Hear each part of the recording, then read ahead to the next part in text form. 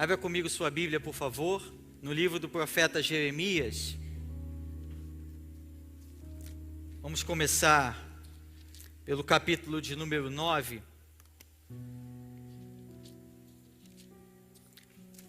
Enquanto você acha, o tema da mensagem dessa noite é: como posso conhecer mais a Deus?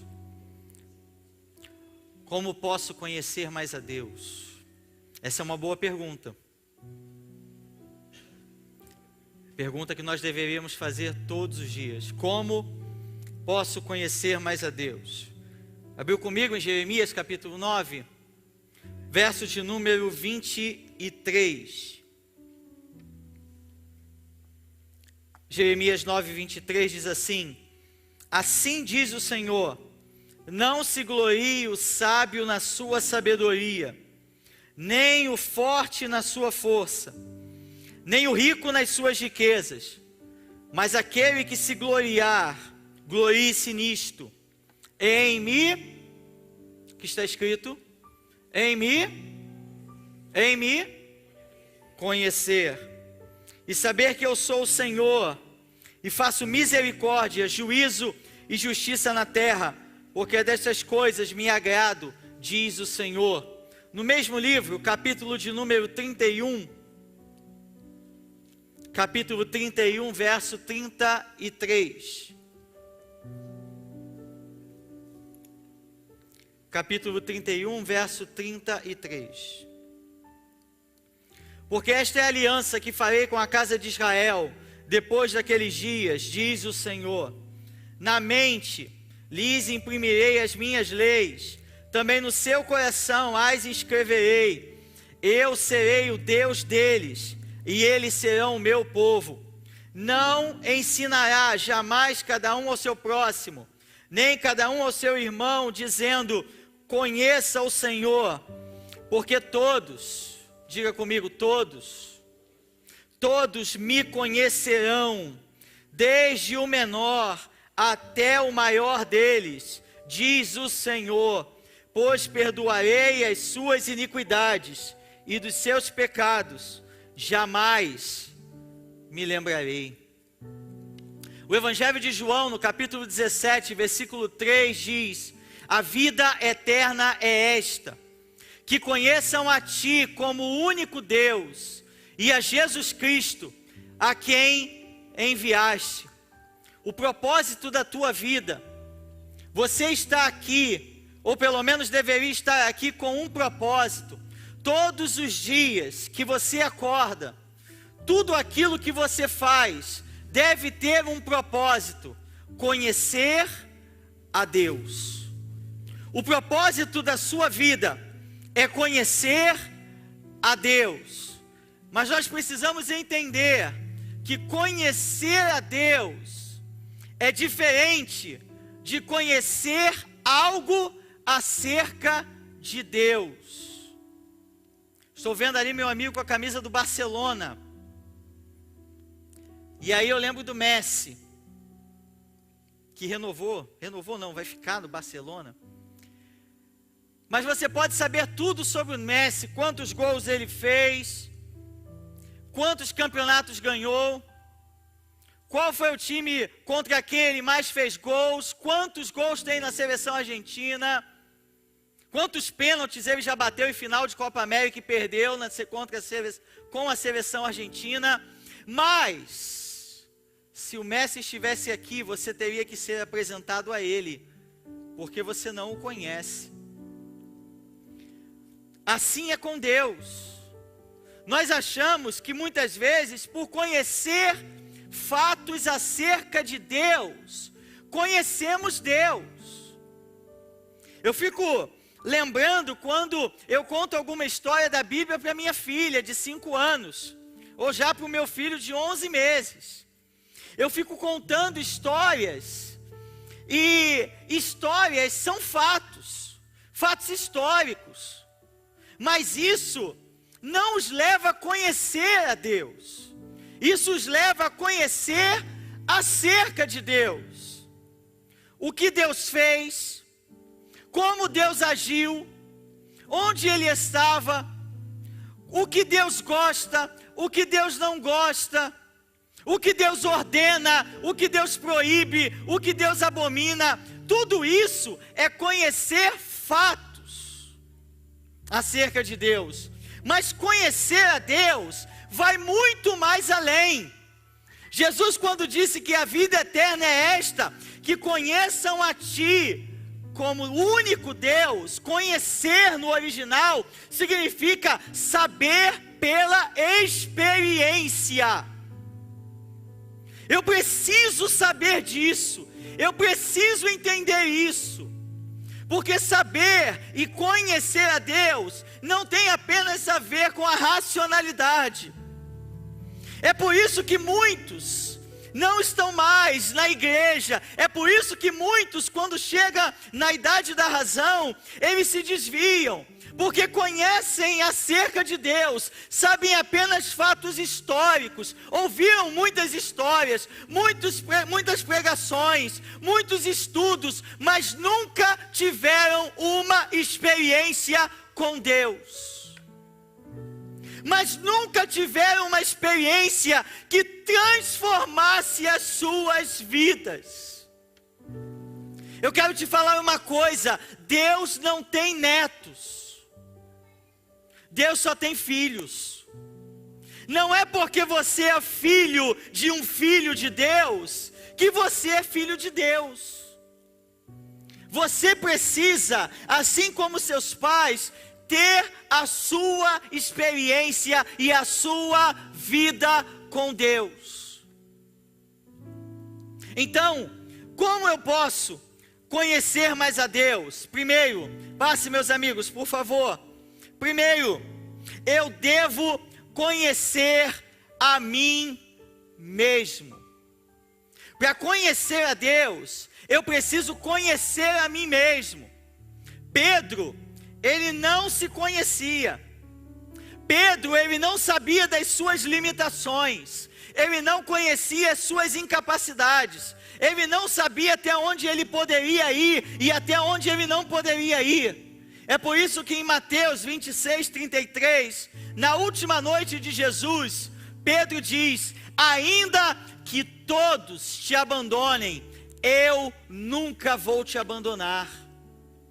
Pedro não está dizendo: Jesus, eu nunca vou te abandonar. Ele está dizendo: ainda que João, ainda que Tiago, ainda que Tomé, ainda que Bartolomeu te abandonem, eu nunca vou te abandonar. Ele estava dizendo: eu sou o discípulo mais fiel. E com isso, ele estava apontando, julgando e condenando.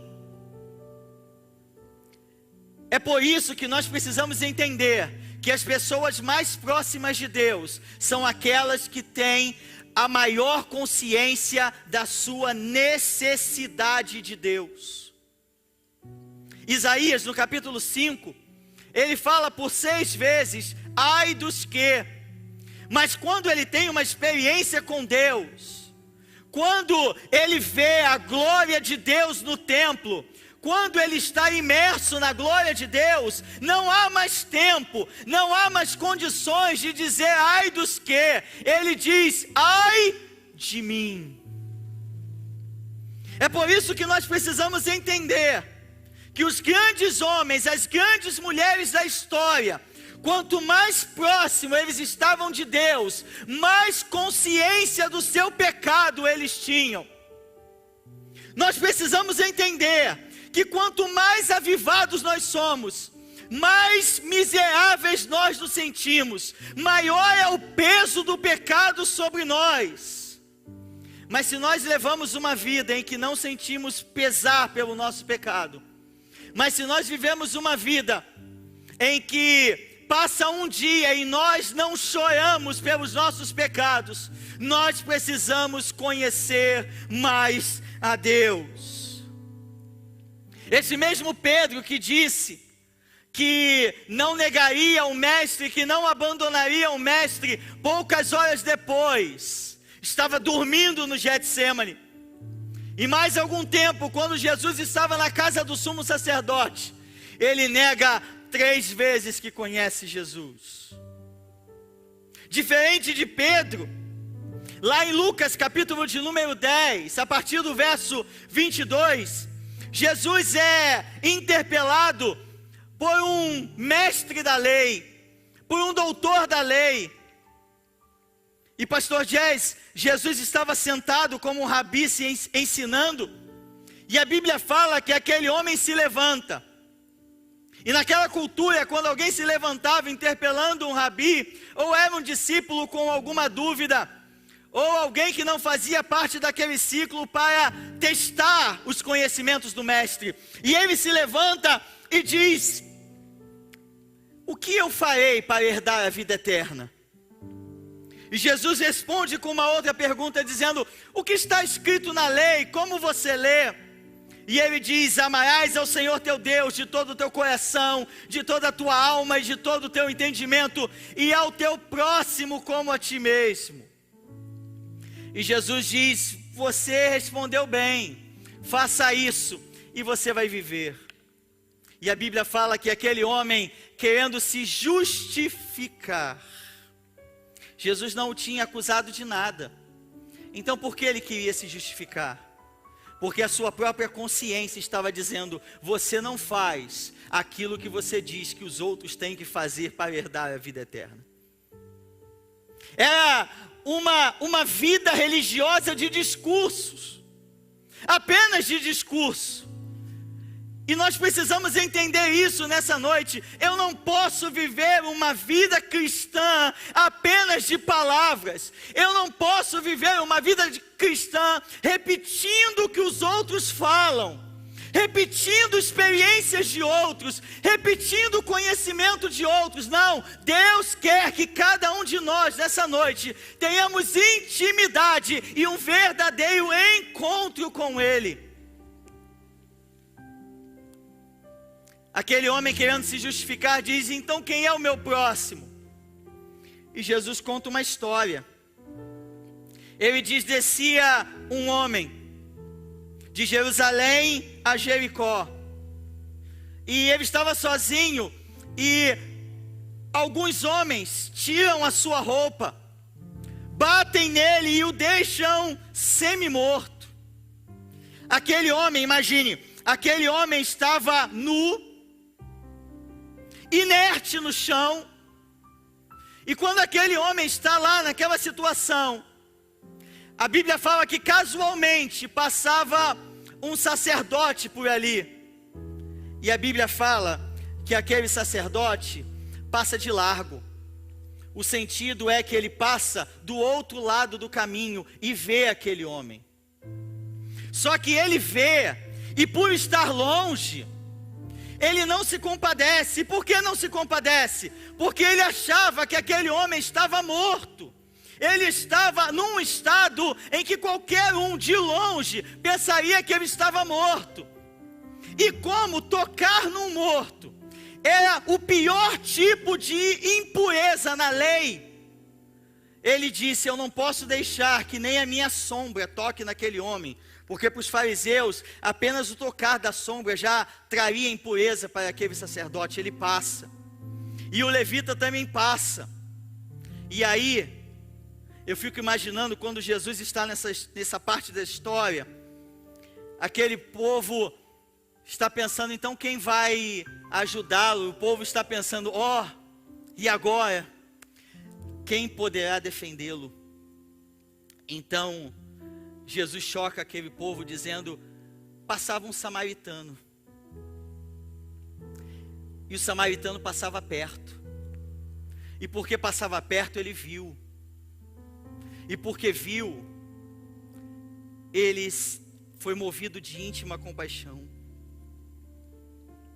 Nós precisamos entender isso. Não importa aquilo que eu uso, a máscara que eu uso. Não importa aquilo que eu tento fazer para enganar outros. Não importa aquilo que eu faço para que outros me elogiem. Deus não se relaciona com a máscara que eu uso. Deus se relaciona com aquele que eu sou de verdade. Nós precisamos entender isso se quisermos conhecer a Deus. E nós fazemos como Adão. Você se lembra quando Adão pecou? Deus faz uma... Depois dizem que Deus não tem bom humor. Ele faz uma pergunta: Adão, onde estás? Você imagina isso? Deus fazendo essa pergunta? E aí Adão responde: eu ouvi a tua voz e tive medo, e porque estava nu, me escondi. Ali é o primeiro caso de religião na Bíblia. Adão está dizendo: eu não estou apto para ter um relacionamento contigo.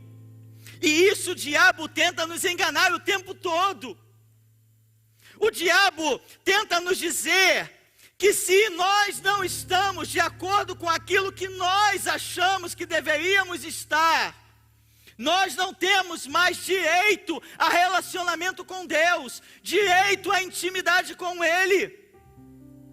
Deixa eu te falar uma coisa: Deus se relaciona com você hoje para torná-lo quem Ele quer que você seja amanhã. Deus, Ele se relaciona com você do jeito que você está hoje, para que amanhã Ele torne você aquilo que Ele almejou um dia fazer através de você. Eu preciso primeiro entender, e eu preciso conhecer a mim mesmo. Porque quando eu tenho noção da minha pecaminosidade e de onde Deus me tirou, aí eu conheço, aí eu amo. Uma vez Jesus estava na casa de Simão, o fariseu, e chegou uma mulher por detrás dele, e aquela mulher, Jesus estava sentado na mesa do jantar, e aquela mulher começa a chorar nos pés de Jesus, começa a enxugar os pés dele com o seu cabelo, começa a ungir os pés de Jesus com um perfume. E Simão disse: se esse homem fosse profeta, ele saberia quem a tocou, porque ela é uma pecadora.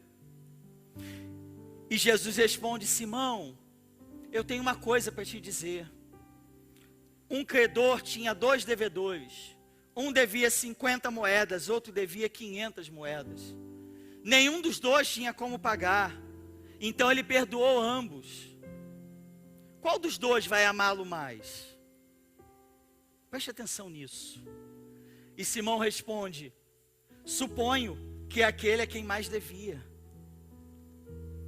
Você viu essa mulher? Entrei na sua casa e você não me deu um beijo. Mas ela, desde que entrou, não para de beijar os meus pés. Entrei na tua casa e você não ungiu a minha cabeça, mas ela unge os meus pés. Porque ela muito amou, seus pecados estão perdoados. Quanto mais consciente do meu pecado eu sou, mais eu amo a Deus. Quanto mais consciente de quanto Ele me perdoou, mais eu amo. Se eu quero conhecer a Deus, eu preciso conhecer quem eu sou e de onde Ele me resgatou. Segundo, como conhecer mais a Deus? Segundo, troca aí, Rondinelli. Seja humilde. Seja humilde. Porque Isaías 57:15 diz: porque assim diz o alto, o sublime, que habita a eternidade, cujo nome é santo. Habito no alto e santo lugar, mas também com o contrito e abatido de espírito.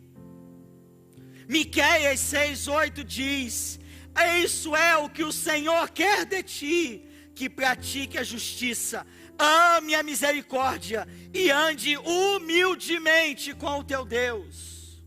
Tiago 4:6 diz que Deus resiste aos soberbos, mas dá graça aos humildes.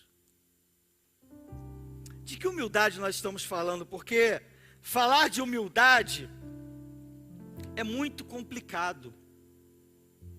Porque às vezes a gente tem orgulho da nossa própria humildade. Chamar alguém de orgulhoso é complicado, porque embora o orgulho seja a raiz de todo pecado, e nós somos extremamente orgulhosos e pecadores, entender que sou orgulhoso é algo divino. Mas em Mateus capítulo 5, versículo 3 diz: bem-aventurados os humildes de espírito, porque deles é o reino dos céus. E o grego de humilde é pitocho, e pitocho é mendigo. Bem-aventurados os mendigos de espírito. E o que significa isso? Ser mendigo de espírito é aquele que tem uma completa dependência de Deus. É ser dependente de Deus em tudo. Você está fazendo o concurso, você está estudando, você vai fazer o Enem em janeiro. Essa carreira que você colocou no seu coração, você já conversou com Deus sobre ela? Aquela pessoa que você idealiza para namorar, noivar, casar, você já conversou com Deus sobre ela? Seus projetos, seus sonhos, seus planos, seus desejos, você já conversou com Deus sobre eles?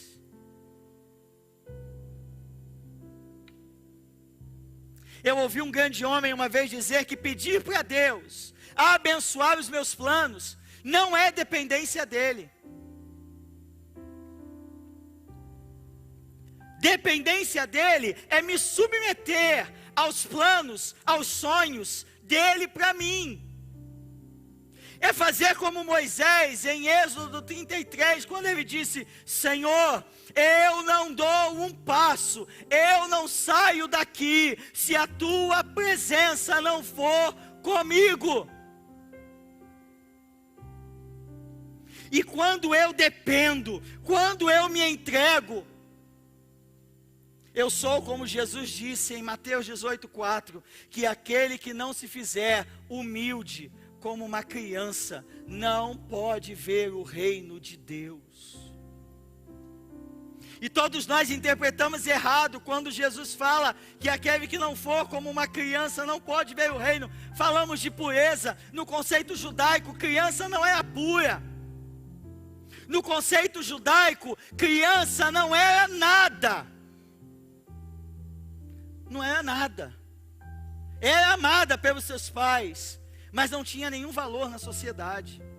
O que Deus está nos falando: eu preciso ser humilde diante do meu Pai, de tal forma, de criar uma dependência tão grande, que eu preciso me tornar uma criança. Mas tudo que nós ouvimos, tudo que nós queremos é crescer. Chama um adolescente de criança para ver o que acontece. Chama. Diz que ele não é adulto ainda para ver o que acontece. Fica igual gato, te arranha e tudo. Não é isso? É. Mas Deus está falando contigo. Volte a ser criança. Nós fazemos tantos planos, tantos sonhos. 1 Coríntios 4:7 diz: porque quem é que te faz com que você sobressaia? Ou que você recebeu que não fosse lhe dado? Tudo aquilo que você é, que você faz, que você vai fazer, foi Deus que te deu. Foi Deus que permitiu. É Ele que faz na tua vida.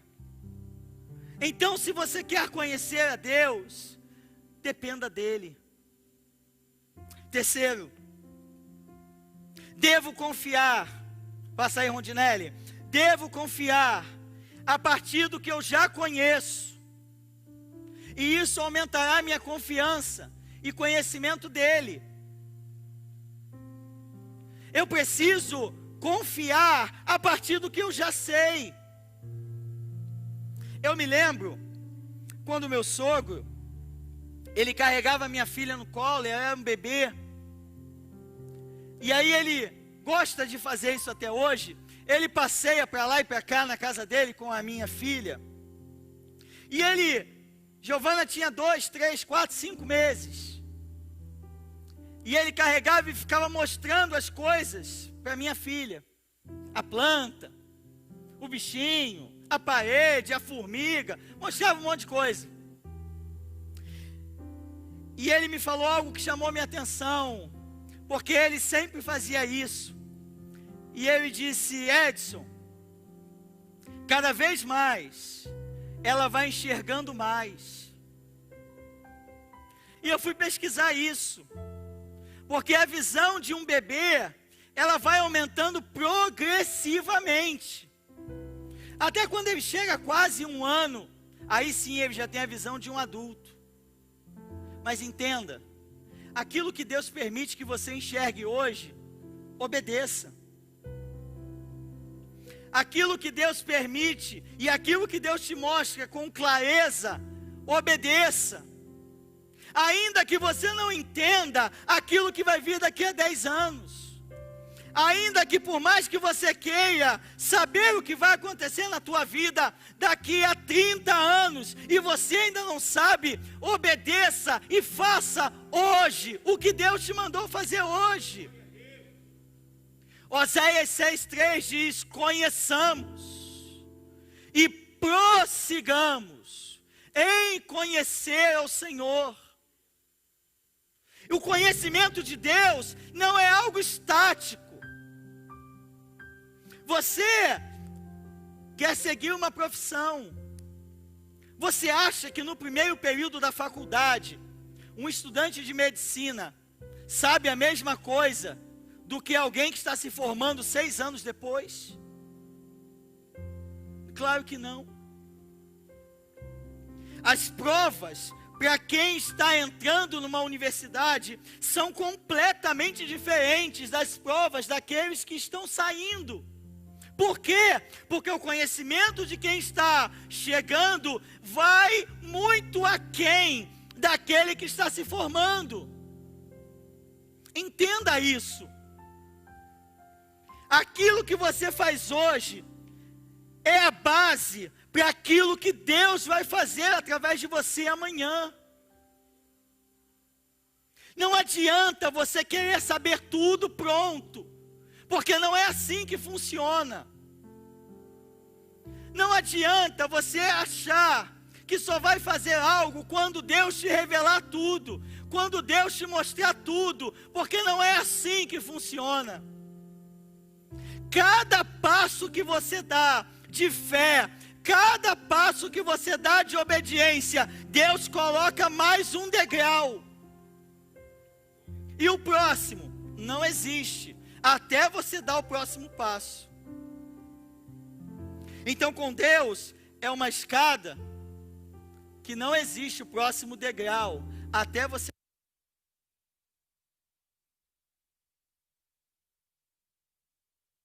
Quando você faz isso, quando você dá o próximo passo, você está concordando com Paulo, lá em Filipenses capítulo 1, versículo 6, aquele que começou a boa obra, ele é fiel para completá-la até o dia de Cristo. O que Deus está te falando, dê o próximo passo, e o degrau vai aparecer. Lembra de Abraão? Lá em Gênesis 12, saia da tua terra, saia da tua parentela, saia da casa de teu pai. Deus dá uma ordem específica para Abraão. Deus queria que Abraão saísse de Ur dos Caldeus para Canaã. Mas olha o que Abraão faz. Ele sai de Ur, mas ele sai da terra, sai da parentela, mas em Atos capítulo 7, diz que ele sai com o pai. ele sai com Ló, sobrinho dele. Quando ele sai com o pai, a Bíblia fala que Arã, que o pai de Abraão, morre em Arã. E a partir da morte de seu pai, é que Abraão vai para Canaã. De princípio, ele não cumpre totalmente a ordem de Deus, mas ele só vai até o propósito quando ele começa a obedecer. E lá em Gênesis 12, na continuação, Deus fala: de ti eu vou fazer uma grande nação. Eu vou abençoar aqueles que te abençoarem, e eu vou amaldiçoar aqueles que te amaldiçoarem. Deus fala que Abraão teria filhos. Deus fala que Abraão seria pai de uma nação. 10 anos depois, Abraão tem Ismael. Mas pastor, 24 anos depois da promessa, Abraão com 99 anos, Deus revela o plano. Porque se você olhar do capítulo 12 ao capítulo 20, em nenhum momento Deus fala que o filho seria de Sara. Em nenhum momento. Mas quando no capítulo 20, Deus fala que o filho seria vindo do ventre de Sara, Abraão ri. E Abraão faz uma oração: quem dera o Senhor abençoasse Ismael. E Deus diz: não, eu vou abençoar Ismael porque ele é teu filho. Mas o filho da promessa vem de Sara. Entre o chamado e o cumprimento há um tempo. Mas Abraão precisou obedecer aqui, para chegar aqui. Você precisa obedecer, você precisa cumprir o que Deus te chamou para fazer hoje. Mas eu não sei o que vai acontecer daqui a 5, daqui a 10 anos. Romanos 8, 28 diz: porque sabemos. Paulo não era um teórico. Sabemos. E só sabe quem passa por experiência. Sabemos que todas as coisas cooperam para o bem daqueles que amam a Deus. Talvez você não saiba, nem eu sei o que vai acontecer comigo amanhã. Ninguém sabe o que vai acontecer amanhã, mas uma coisa eu sei: todas as coisas contribuem para o bem daqueles que amam. Todas as coisas contribuem para o bem daqueles que... Fala comigo. Todas as coisas contribuem para o bem daqueles que... Muito bem, amam a Deus. Chegamos no quarto e último ponto. Coloca aí, meu amigo. Como conhecer mais a Deus? Eu preciso temê-lo. Todas as coisas contribuem para o bem daqueles que amam a Deus. E quem ama a Deus? João 14, 21 diz: aquele que tem os meus mandamentos e os guarda, esse é o que me ama. E aquele que me ama será amado do meu Pai, e eu também o amarei e me manifestarei a ele. Só que o tempo verbal no original do verbo ter, aquele que tem os meus mandamentos, o verbo guardar e o verbo amar, é um tempo que não existe no português. É um tempo que fala de uma continuidade da ação. Não é ter hoje e não ter amanhã. Não é guardar hoje e não guardar amanhã. Não é amar hoje e não amar amanhã. Ter, guardar e amar implica num compromisso de fazê-lo por toda a minha vida. E aí Jesus diz que aquele que me ama será amado do meu Pai, e eu também o amarei, e me manifestarei a ele. Faneoses, tornar claro. Sabe por quê nós não conhecemos a Deus e não temos experiência com Ele? Sabe por quê a nossa visão é tão distorcida? A nossa visão é tão turva? Sabe por quê nós não temos experiências? Porque não tememos, porque não guardamos os seus mandamentos, porque não obedecemos. Na lei havia uma relação clara entre temer e amar, entre obedecer e amar. Eu não posso dizer que amo a Deus se eu não o obedeço.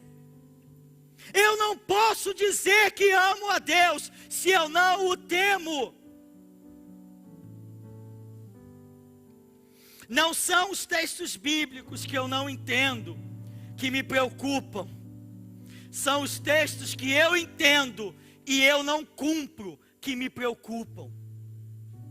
É por isso que muita gente quer saber o que vai acontecer com a besta, o apocalipse, escatologia, e Jesus volta, vai para cima, vem para baixo, para onde o povo vai? Adão tinha um umbigo. Não é isso. Não é isso não. Preocupe-se em obedecer aquilo que Deus já falou com você. Preocupe-se em cumprir aquilo que Deus já se revelou para você. Porque eu preciso obedecer naquilo que Ele já me mandou. Eu preciso obedecer naquilo que eu já sei. Sei que há princípios de não ver pornografia, de não fornicar, de não mentir, de temer o Senhor. E Jesus disse em João: vocês me chamam de Senhor e não fazem o que eu vos mando.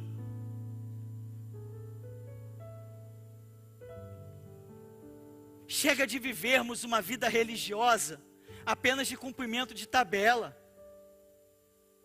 Chega de vivermos uma vida religiosa apenas para agradar outros, ou para satisfazer outros, ou para dar satisfação a outros. Deus quer se revelar a você, mas você precisa ansiar em conhecê-lo. Conhecê-lo. Como saber se eu conheço a Deus? E eu termino com isso. Como saber se eu conheço a Deus? 1 de João 4, 7 e 8 diz: amados, amemo-nos uns aos outros, porque o amor vem de Deus, e todo aquele que ama, conhece a Deus. Quem não ama, não conhece a Deus, porque Deus é amor. Como saber se eu conheço a Deus? Se eu amo. Como saber se eu conheço a Deus? Se eu amo o meu próximo. E existem tantas formas, tantas expressões. E nós vivemos um tempo de horizontalidade na pregação. Horizontalidade. Em alguns lugares vivemos isso. Em outros lugares vivemos uma verticalidade. A horizontalidade diz que o quanto eu amo a Deus é expresso no quanto eu sirvo o outro. A verticalidade diz que aquilo que eu faço pelo outro nada mais é do que consequência daquilo que eu tenho com Deus. Eu preciso entender isso. Porque nós passamos a achar que amar o outro tem apenas a ver com entregar 1 quilo de alimento não perecível. Não. Também, mas não. Não. Amar o outro é servi-lo, é renunciar ao seu próprio eu, é ficar quieto quando o outro te aborrece, E para manter o relacionamento e manter a paz, você, guiado pelo Espírito, fica quieto. Amar o outro é abrir mão. Amar o outro é deixar de ter razão. Amar o outro é ter relacionamentos restaurados pelo poder do Espírito. É por isso que John Stott fala que eu não posso dizer que pertenço à igreja universal, à igreja invisível, se eu não estou em uma manifestação local dela. Se eu digo que neste lugar falta amor, e por isso saio dele, a primeira pessoa em quem falta amor é em mim. Porque eu não suporto mais estar com o outro que pensa diferente. Porque eu não suporto mais estar com o outro que eu não vou com a cara. Volta para o texto inicial, Jeremias 31, eu termino com ele.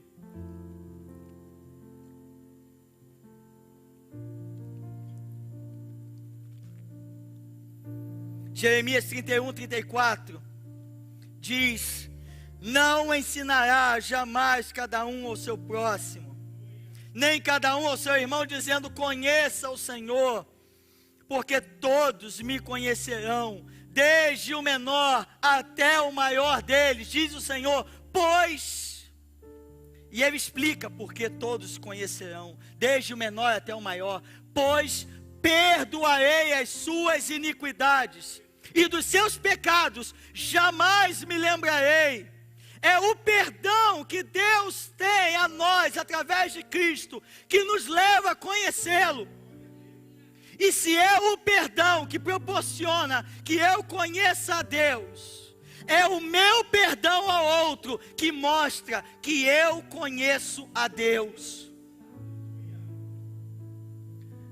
Se eu sou perdoado pelo Senhor, e isso me dá acesso a conhecê-lo, eu mostro que tenho esse acesso quando eu perdoo os outros. E nós estamos errados com relação a isso, muito errados.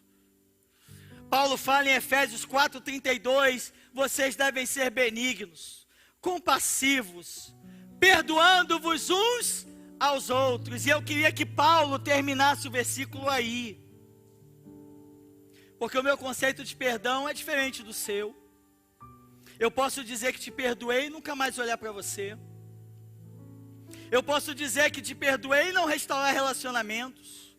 Mas Paulo fala que eu devo perdoar o outro como fui perdoado por Deus em Cristo.